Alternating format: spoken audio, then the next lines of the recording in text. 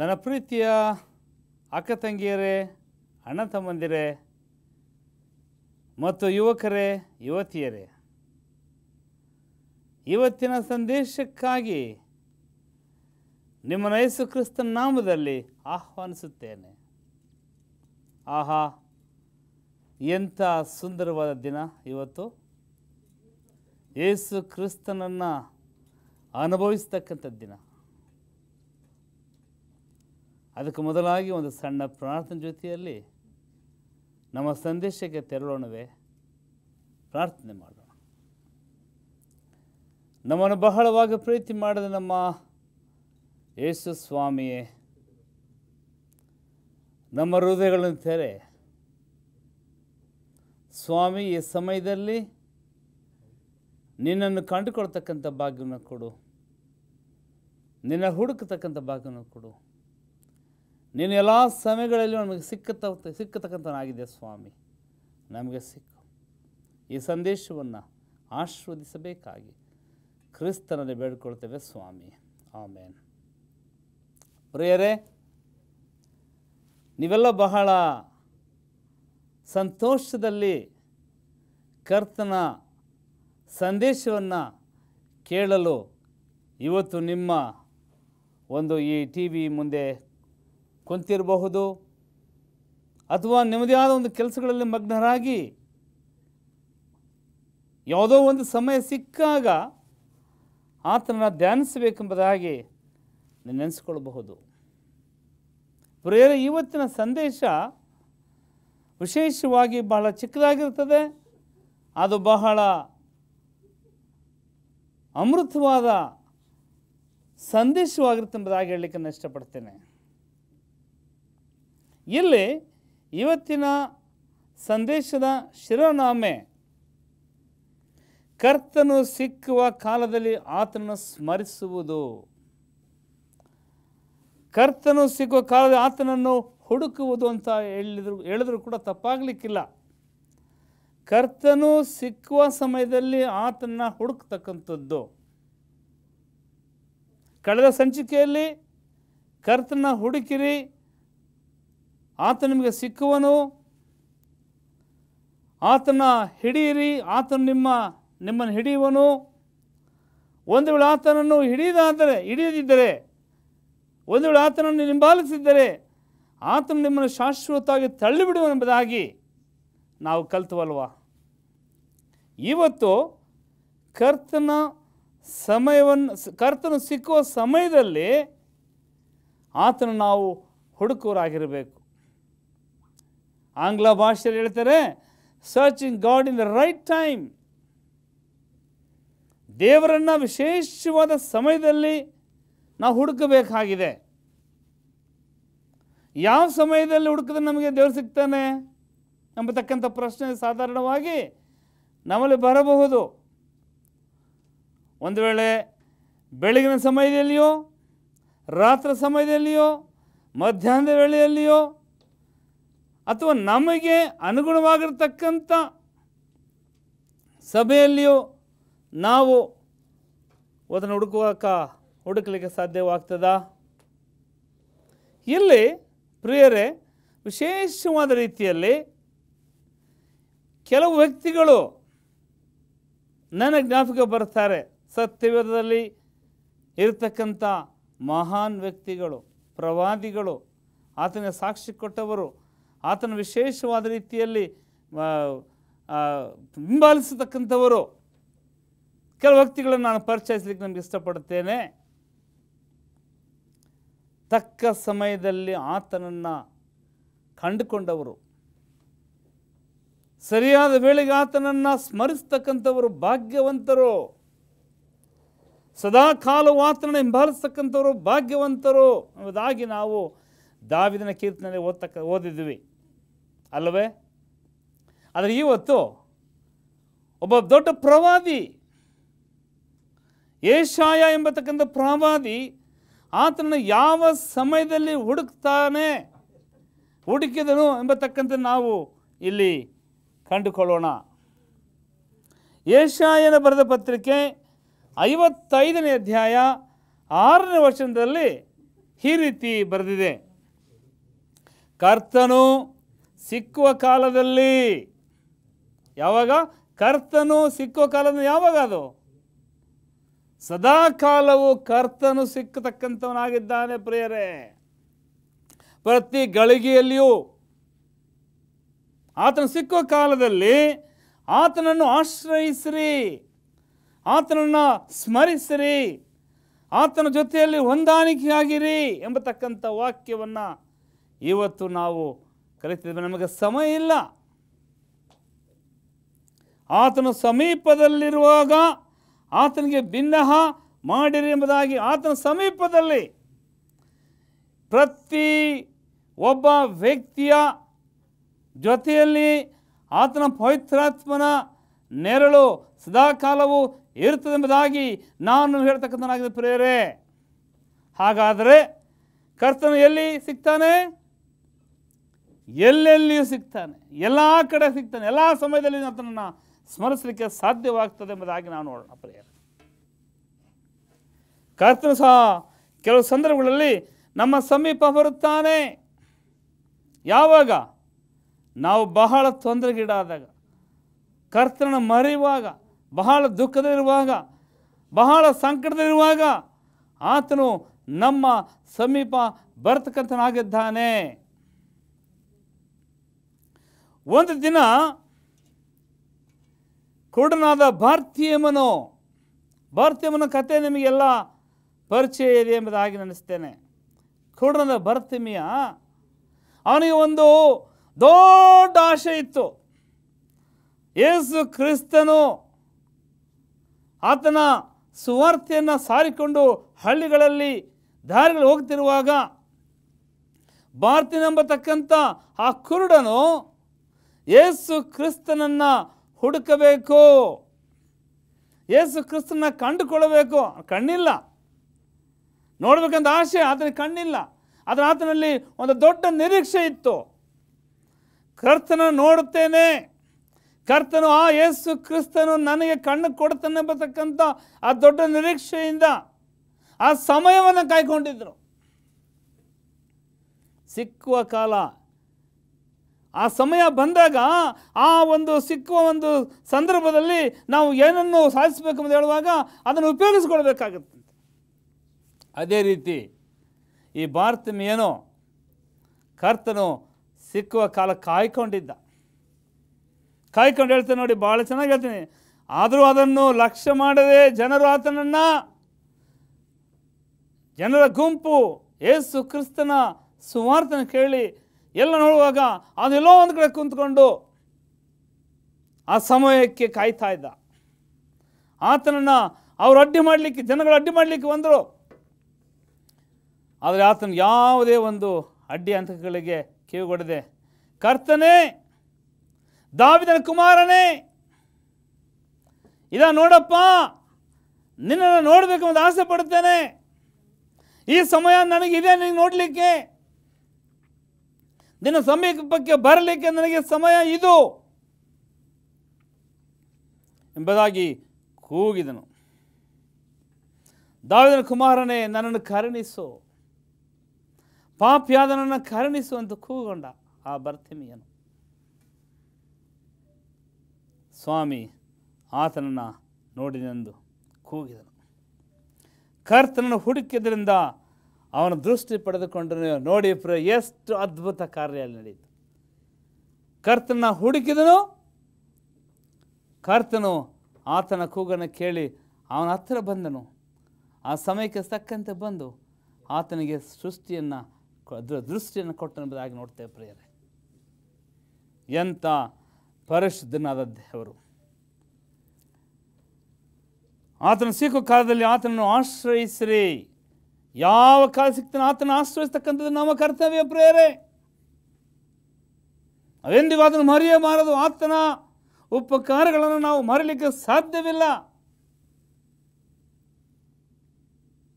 ಮತ್ತು ಯಾವಾಗ ಸಿಗ್ತಾನೆ? ಮುರಿದ ಮನಸ್ಸುಳ್ಳವರಿಗೆ ಕರ್ತನು ಸಿಗ್ತಾನೆ. ಕೀರ್ತನೆ 34ನೇ ಅಧ್ಯಾಯ 18ನೇ ವಚನ ದಯಮಾಡಿ ಸತ್ಯವೇದದಲ್ಲಿ ನೋಡೋಣ. ಮುರಿದ ಮನಸ್ಸುಳ್ಳವರಿಗೆ ಯೆಹೋವನು ನೆರವಾಗುತ್ತಾನೆ. ಯಾರಿಗೆ ಪ್ರೇರೆ? ಸಂತೋಷದಲ್ಲಿರತಕ್ಕಂಥವ್ರಿಗಲ್ಲ, ಲೋಕದ ಪ್ರಾಪಂಚಿಕವಾಗಿ ಆಡಂಬರ ನಡೀತಕ್ಕಂಥ ವ್ಯಕ್ತಿಗಳ ಜೊತೆ ಅಲ್ಲ, ಸಾಹುಕಾರ ಜೊತೆ ಅಲ್ಲ, ಯಾವುದೇ ಚಿಂತೆ ಮಾಡ್ತಕ್ಕಂಥವ್ರ ಜೊತೆ ಅಲ್ಲ. ಯಾರ ಜೊತೆಯಲ್ಲಿ? ಆತನು ಮುರಿದ ಮನಸ್ಸು, ತಗ್ಗಿನ ಸ್ವಭಾವ, ಅಂದರೆ ಅ ಬ್ರೋಕನ್ ಹಾರ್ಟ್ ಪೀಪಲ್. ಮುರಿದ ಮನಸ್ಸುಳ್ಳವರಿಗೆ, ದೀನರಿಗೆ, ತಗ್ಗು ಸ್ವಭಾವದವರಿಗೆ ಕರ್ತನು ಯಾವಾಗಲೂ ಸಿಕ್ಕುತ್ತಾನೆ ಎಂಬತಕ್ಕಂಥದ್ದಾಗಿ ಹೇಳ್ತದೆ ಪ್ರಿಯರೇ. ಬಟ್ ಇನ್ನೊಂದು ಹೇಳ್ತದೆ, ಯೆಹೋವನು ಕುಗ್ಗಿ ಹೋದವರನ್ನು ಉದ್ಧಾರ ಮಾಡುತ್ತಾನೆ.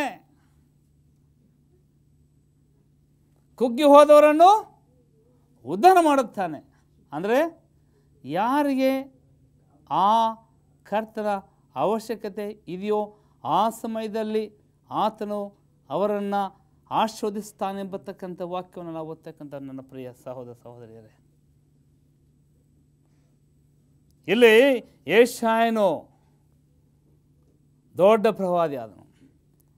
ಅದಕ್ಕೆ ತಾನೇ ಆತ ದೊಡ್ಡ ಪ್ರವಾದಿ, ಯಾಕಂದರೆ ಆತನು ಹುಡುಕಿದನು ಸದಾ ಕಾಲವು, ಆತನು ಯಾವಾಗಲೂ ಹುಡುಕ್ತಾ ಇದ್ದನು. ಆತನು ಯೆಶಾಯ 6:1-2 ನೋಡುವಾಗ, ಕರ್ತನು ಸಮೀಪ ಬಂದಂಥ ಸಮಯವನ್ನು ಉಪಯೋಗಿಸಿಕೊಂಡು ಯೆಶಾಯನು ಕರ್ತನನ್ನು ಸಮೀಪಿಸಿ ಪಾಪವನ್ನು ಅರಿಕೆ ಮಾಡಿ ಶುದ್ಧನಾಗಿ ಮಹಾಪ್ರವಾದಿಯಾದನೆಂಬುದಾಗಿ ನಾವು ನೋಡ್ತೇವೆ.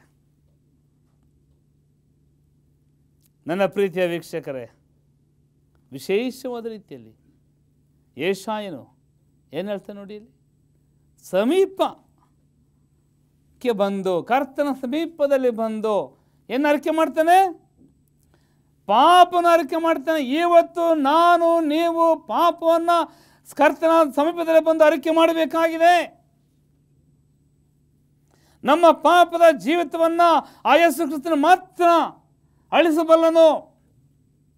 ನಮ್ಮ ಪಾಪಗಳಿಗೋಸ್ಕರವಾಗಿ ಆತನು ತನ್ನ ಕ್ರೂಚಿಯ ಮೇಲೆ ಸತ್ತನು. ಆ ಪಾಪದ ನಿಮಿತ್ತವಾಗಿ ನಾವು ಆ ಬರಲಕರಾದ ವೈಭವವನ್ನು ಕಳ್ಕೊಂಡದಾಗಿದ್ದೆವು. ಆದರೆ ಯೇಸು ಈ ಲೋಕಕ್ಕೆ ಬಂದು ತನ್ನನ್ನೇ ದಾರಿ ಎರೆದು ನನ್ನನ್ನು ಮತ್ತು ನಿಮ್ಮನ್ನು ಪಾಪದಿಂದ ಮುಕ್ತಿ ಮಾಡಿದನು. ನನ್ನ ಪ್ರೀತಿಯ ಸಹೋದರ ಸಹೋದರಿಯರೇ, ಈಗೋ ಒಂದು ಶುಭ ಸಂದೇಶವನ್ನು ನಿಮಗೆ ಕಳಿಸಲಿಕ್ಕೆ ಹೇಳ್ತೇನೆ. ಆ ಶುಭ ಸಂದೇಶದ ವಿಷಯ ನಮ್ಮ ಪಾಪಗಳನ್ನು ಅರಿಕೆ ಮಾಡಬೇಕಾಗಿದೆ. ಯಾಕಂದರೆ ಆತನು ನಮ್ಮ ಹತ್ರ ಬರಬೇಕಾಗಿದೆ. ಯಾಕಂದರೆ ನಾವು ತಕ್ಕ ಸಮಯದಲ್ಲಿ ಆತನನ್ನು ಹುಡುಕಬೇಕಾಗಿದೆ. ಹುಡುಕಿರಿ ನಿಮಗೆ ಸಿಕ್ಕುವುದು, ತಟ್ಟಿರಿ ನಿಮಗೆ ತೆರೆಯುವುದು. ಎಂಥ ಒಂದು ಮಹಾ ತ್ಯಾಗ ಮಾಡಿದ ಸ್ವಾಮಿಯ ಒಂದು ಕರೆ. ಇಲ್ಲಿ ಕರ್ತನಿಗೆ ಮೊರೆ ಇಡುವವರು ಯಥಾರ್ಥವಾಗಿ ಮೊರೆ ಇಡುವುದಾದರೆ ಆತನು ಸಮೀಪವಾಗಿ ಇದ್ದಾನೆ. ಯಥಾರ್ಥವಾಗಿ, ನೋ ಕಂಡೀಷನ್, ಬಹಳ ಸರಳವಾಗಿ ಯಥಾರ್ಥವಾಗಿ ಆತನ ನಾವು ನೋಡುವುದಾದರೆ, ಸ್ಮರಿಸುವುದಾದರೆ ನಮಗೆ ಆತನು ಸಿಕ್ಕತಕ್ಕನಾಗಿದ್ದಾನೆ ಪ್ರಿಯರೇ. ವಿಶೇಷವಾದ ರೀತಿಯಲ್ಲಿ ಕರ್ತನು ಉನ್ನತ ಸಿಂಹಾಸನದಲ್ಲಿ ಆಸನರಾಗಿರುವುದನ್ನು ನಾನು ಕಂಡೆನು ಎಂಬುದಾಗಿ ಯೆಶಾಯ ಅಲ್ಲಿ ಹೇಳ್ತಾನೆ. ನೋಡಿ, ಯೆಶಾಯ ಆತನ ಪಾಪವನ್ನು ಅರಿಕೆ ಮಾಡಿದಾಗ ಆತನ ದರ್ಶನವಾಯಿತು. ಆತನ ಪ್ರವಾದ ನುಡಿಗಳು ನೋಡುವಾಗ ಆತನು ಒಂದು ದೊಡ್ಡ ಪ್ರವಾದಿ.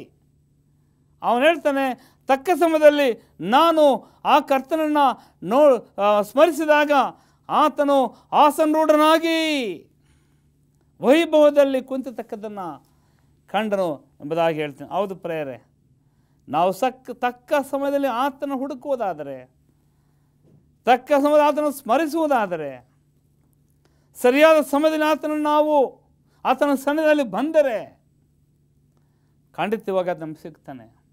ಸಮಯಕ್ಕೆ ತಕ್ಕಂತೆ ನಾವು ನಡೆಯತಕ್ಕಂಥ ಕ್ರೈಸ್ತರಾಗಿರಬೇಕಾಗಿದೆ ಪ್ರಿಯರೇ. ಸಭೆಯ ಸಮಯ ಉಂಟು, ಸಬ್ಬತ್ತು ಶಾಲೆಯ ಸಮಯ ಉಂಟು, ಸುವಾರ್ತೆಯನ್ನು ಕೇಳ್ತಕ್ಕಂಥ ಸಮಯ ಉಂಟು. ಬೆಳಗಿನ ಜಾವದಲ್ಲಿ, ಇನ್ನು ಮುಂದೆ ಬರ್ತೀನಿ ನಾನು, ಪ್ರಾತಃ ಕಾಲದಲ್ಲಿ ಬೆಳಗಿನ ಜಾವದಲ್ಲಿ ಯಾವ ವ್ಯಕ್ತಿ ದೇವರ ಹತ್ರ ಇದ್ದು ಅದನ್ನು ಯಾವ ರೀತಿ ಜಯವಿರಾದನು ಎಂಬತಕ್ಕಂಥದ್ದು ನಾನು ಹೇಳಲಿಕ್ಕೆ ಹೋಗ್ತೇನೆ ಪ್ರಿಯರೇ. ಆದ್ದರಿಂದ ಯೆಶಾಯನು ವಿಶೇಷವಾದ ರೀತಿಯಲ್ಲಿ 145ನೇ ಕೀರ್ತನೆ ನಾವು ನೋಡುವಾಗ, 145ನೇ ಕೀರ್ತನೆ 18ನೇ ವಚನವನ್ನು ನಾವು ದಯಮಾಡಿ ಓದೋಣ. ಇಲ್ಲಿ ಹೀಗೆ ಹೇಳ್ತದೆ, ಯೆಹೋವನಿಗೆ ಮೊರೆ ಇಡುವವರು ಯಥಾರ್ಥವಾಗಿ ಮೊರೆಯಿಡುವುದಾದರೆ ಆತನು ಹತ್ತಿರವಾಗಿ ಇದ್ದಾನೆ. ಯಥಾರ್ಥವಾಗಿ ನಾವು ಮೊರೆ ಇಡುವಾಗ, ಯಥಾರ್ಥವಾಗಿ ನಾವು ಪ್ರಾರ್ಥನೆ ಮಾಡುವಾಗ, ಯಥಾರ್ಥವಾಗಿ ನಮ್ಮನ್ನು ನಾವು ಕರ್ತನಿಗೆ ಒಪ್ಪಿಸಿಕೊಡುವಾಗ ಎಲ್ಲಿದ್ದಾನೆ ಆತನು? ಹತ್ತಿರದಲ್ಲಿದ್ದಾನೆ. ಬೆಟ್ಟಗಳಿಗೆ ಹೋಗಬೇಕಾಗಿಲ್ಲ, ಬೇರೆ ದೂರ ಹೋಗ್ಲಿಕ್ಕೆ ಅವನಂದ್ರೆ ನಾವು ಹುಡುಕ್ಲಿಕ್ಕೆ ಹೋಗ್ಬೇಕಾದ್ರೆ ನಮ್ಮ ಪ್ರಸಂಗ ಬರೋದಿಲ್ಲ. ಯಾವಾಗ?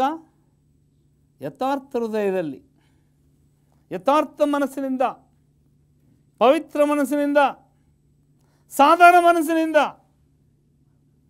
ನಾವು ಆತನನ್ನು ಸ್ಮರಿಸುವುದಾದರೆ ಆತನು ನಮಗೆ ಪಕ್ಕದಲ್ಲೇ ಜೊತೆಯಲ್ಲೇ ಬರತಕ್ಕಂಥ ಕರ್ತನಾಗಿದ್ದಾನೆ.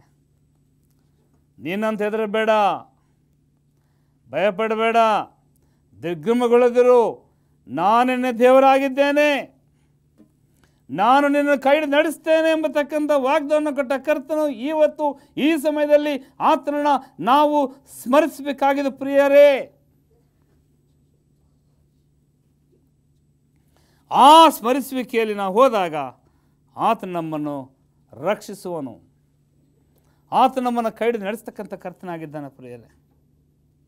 ಯಾವ ರೀತಿ ಯೆಶಾಯ ಮಹಾ ದೊಡ್ಡ ಪ್ರವಾದಿ ಆದನೋ ಅದೇ ರೀತಿ ನಮ್ಮನ್ನು ಕೂಡ ಉನ್ನತ ಮಟ್ಟದಲ್ಲಿ ನಡೆಸ್ತಾನೆ. ಎರಡನೇದಾಗಿ, ಉದಯ ಕಾಲದಲ್ಲಿ ಕರ್ತನನ್ನು ಸ್ಮರಿಸ್ತಕ್ಕಂಥದ್ದು ಅಥವಾ ಹುಡುಕ್ತಕ್ಕಂಥದ್ದು. ಯಾವ ಕಾಲದಲ್ಲಿ? ಉದಯ ಕಾಲದಲ್ಲಿ. ಪರೀಕ್ಷೆ ಮಾಡಿ ಪ್ರಿಯರೇ, 4 ಗಂಟೆಗೆ ಎದ್ದು ನೀವು 4 ಗಂಟೆಗೆ ಎದ್ದು ನೀವು ಮೊಣಕಾಲೂರಿ ಆತನನ್ನು ಸ್ಮರಿಸುವುದಾದರೆ,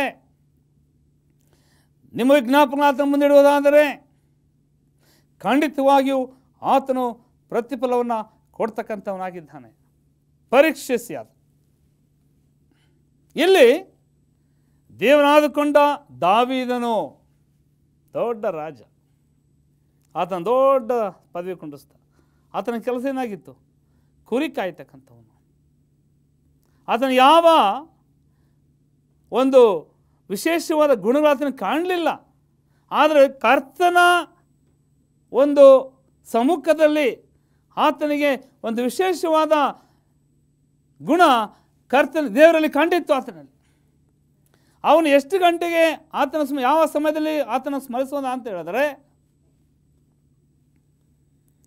ಕರ್ತನು ಉದಯ ಕಾಲದಲ್ಲಿ ಆತನನ್ನು ಸ್ಮರಿಸಿದನು.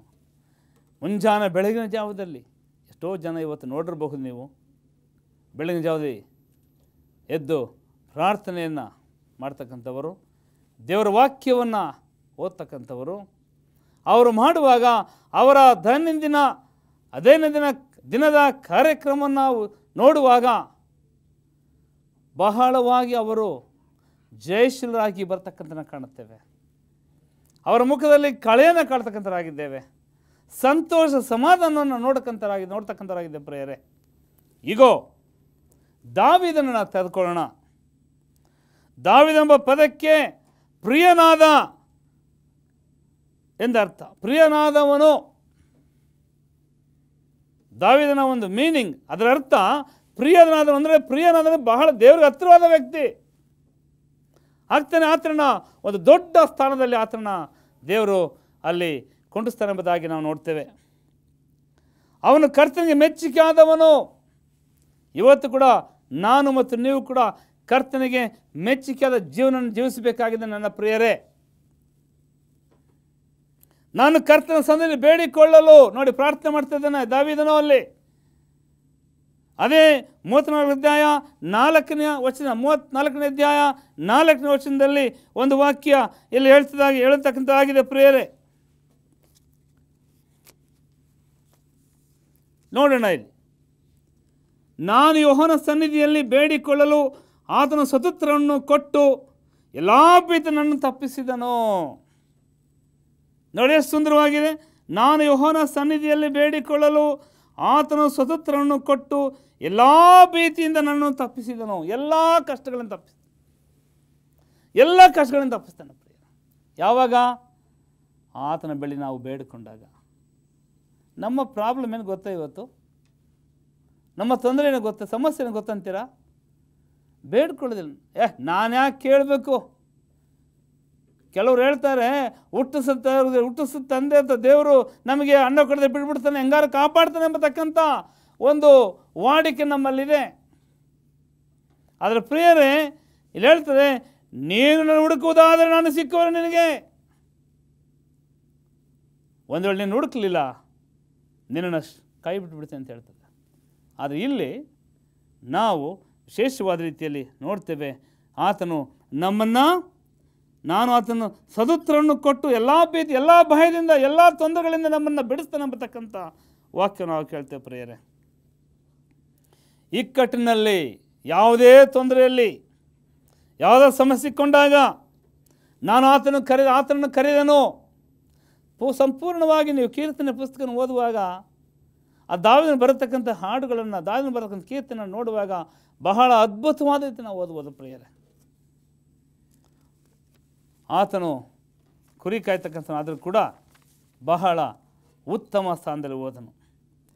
ಕುರಿಗಳನ್ನು ಹಿಡಿಯುವಾಗ ಆತನು ಬಹಳ ಬಲಶಾಲಿಯಾಗಿ ಎಲ್ಲ ಸಿಂಹ ತೋಳಗಳಿಂದ ಆತನ ಬಿಡಿಸಲಿಕ್ಕೆ ಶಕ್ತಿಯುತನಾದನು. ಅಂಥ ಒಂದು ಶಕ್ತಿಯನ್ನು, ಧೈರ್ಯವನ್ನು ದೇವರು ಅವನಿಗೆ ದಯಪಾಲಿಸಿದನು. ಅಂಥ ಒಂದು ಧೈರ್ಯವನ್ನು ದೇವರು ನಮಗೆ ಕೊಡ್ತಕ್ಕಂಥನಾಗಿದೆ ಪ್ರಿಯರೇ. ಯಾಕಂದರೆ ದಾವೀದನು ಕರ್ತನನ್ನು ಉದಯ ಕಾಲದಲ್ಲಿಯೇ ಹುಡುಕಿದನು. ಕರ್ತನೇ, ಉದಯ ಕಾಲದಲ್ಲಿ ನನ್ನನ್ನು ನಿನಗೆ ನನ್ನ ಸ್ವರವನ್ನು ಕೇಳಿಸಲಿ. ಕರ್ತನ ಉದಯ ಕಾಲದಲ್ಲಿ ಪ್ರಾರ್ಥನೆಯನ್ನು ಸಮರ್ಪಿಸುವೆನು ಎಂಬುದಾಗಿ ನಾವು 5ನೇ ಕೀರ್ತನೆ 3ನೇ ವರ್ಷದಲ್ಲಿ ಓದ್ತೇವೆ.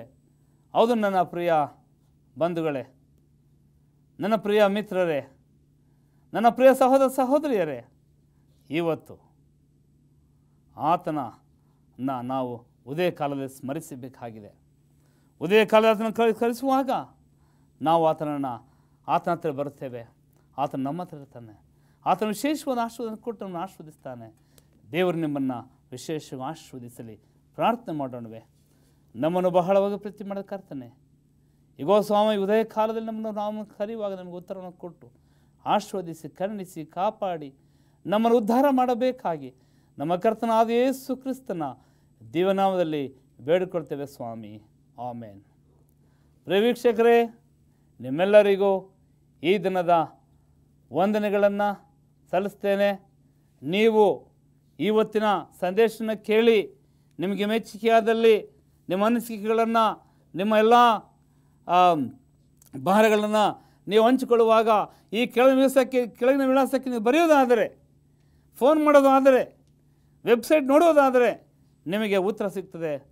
ದೇವರು ನಿಮ್ಮನ್ನು ಸದಾಕಾಲವೂ ಆತನ ಹೆಜ್ಜೆ ನಡೆಸಿ ಆತನ ಒಂದು ಮೊರೆಯಲ್ಲಿ ಇಟ್ಟು ನಿಮ್ಮನ್ನು ಬೆಳೆಸುವ ಕಾದು ಕಾಪಾಡಲೆಂದು ದೇವರಲ್ಲಿ ಬೇಡಿಕೊಳ್ತೇನೆ. ಆಮೇನ್.